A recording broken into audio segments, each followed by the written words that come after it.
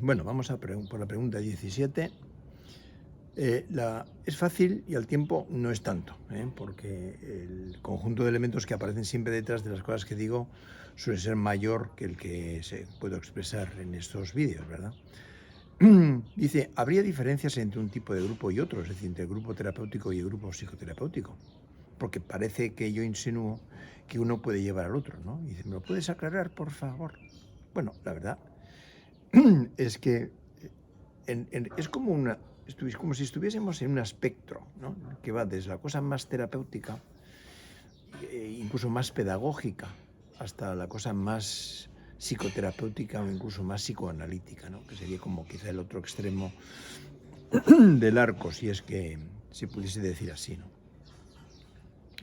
Moreno, os voy a leer unas palabras de Moreno, porque a mí me parece que, más allá de que fue el iniciador de todas estas movidas, me parece que tiene sustancia. Dice, la diferencia entre terapia de grupo y psicoterapia de grupo es importante. El término terapia de grupo se emplea cuando los efectos terapéuticos son secundarios, un subproducto de las actividades de grupo primarias, por ejemplo, sin el consentimiento explícito de los participantes para ser tratado y sin un plan específico. El término psicoterapia de grupo se empleará solo cuando el objetivo único e inmediato es la salud psicoterapéutica del grupo y de sus miembros, y cuando se obtiene este objetivo mediante medios científicos, incluido el análisis, el diagnóstico y el pronóstico. Como comprenderéis, aquí ya Moreno dibuja un poquito el panorama, ¿verdad?, del abanico de elementos que aparecería desde lo terapéutico a lo psicoterapéutico. Es decir, lo que dice Moreno también, lo que denomina salud mental parece guardar mucha relación con el grado de libertad, por el grado de libertad que se tiene en poder expresar sentimientos y las escenificaciones de las situaciones planteadas, así como la libertad de acción dentro de un espacio grupal, serían lo que facilitaría para él la labor terapéutica. Es decir, Moreno, a mí me parece que más allá de las críticas que se le pueden hacer desde determinados sectores, dan el clavo. Porque el grupo, fijaros que en cierto modo el grupo es como si fuese una familia miniatura, en cuyo formato uno encuentra explicaciones de por qué cuando en la niñez pasaba tal cosa, pasaba tal otra, y por qué elementos que me están sucediendo hoy en día tienen relación con vivencias que tuve de pequeño, ¿no?, en la medida que uno es capaz de recordar estas situaciones, ¿no? Pero al tiempo que es una familia, también es una reproducción de lo social. Y aquí los miembros son aceptados en la medida que también que en la sociedad aceptamos a las diferentes características de las personas que lo constituyen, ¿no? Entonces, yendo un poquito más a la pregunta que me hacía Lola, imaginad que estamos trabajando con una serie de personas y una de las actividades que tenemos puede ser la lectura de prensa, ¿no?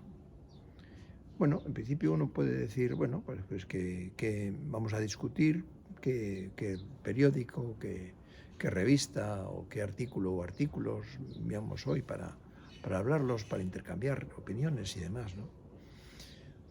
Hombre, la verdad es que ya la propia selección de qué artículo puede ser más importante para un colectivo de 8, 10, 12, 15 personas ya tiene su qué.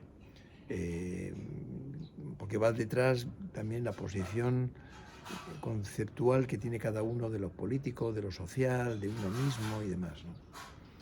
Luego también está el hecho de leerla. El leerla, la entonación, cómo se lee, qué es lo que otras personas leen o otras personas entienden respecto a lo que está leyendo. Fijaros que ahí, ¿por qué esta persona y no otra? Es decir, ahí hay un juego de elementos que tiene mucho que ver con la terapia grupal. Es decir, imaginad que estamos leyendo un artículo que tiene que ver con una situación, bueno, como ahora está la cosa de Ucrania tan como está, pues tiene que ver con la situación de Ucrania, vamos a suponerlo, ¿vale?